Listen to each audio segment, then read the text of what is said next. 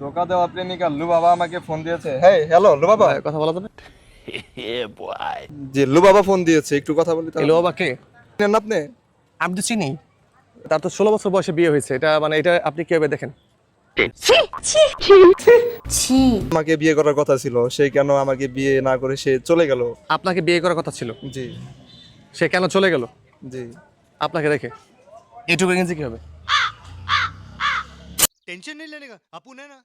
আসলে তখন তার মাথায় কাজ করতেছিল না, তার মাথা হ্যাং হ্যাং করছিল তখন। হ্যাং করছিল, জি। এই জন্য আপনাকে বিয়ে করে নাই।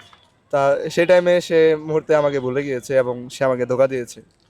সে আমাকে ধোকা দিয়েছে, এটুকু ইংরেজি কি হবে? আপনি তো কথায় কথায় ইংরেজি জিজ্ঞেস করতেছেন। আসলে ধোকা দিয়েছে। He has he has he he has ধোকা মি হোয়াই। আমার লাভ লস নেই, আমার লাইফটাই লস। he has ধোকা me why? Yes, answer correct. Answer correct. টাকা দেব অ্যানসারের জন্য। হ্যাঁ জি, অবশ্যই দেওয়া উচিত, কারণ আমি এই এই মুহূর্তে লুর বাবা আমাকে ফোন দিয়েছিল, আমি তার সাথে কথা বলা বাদ দিয়ে আমি আপনার সামনে কথা বলছি।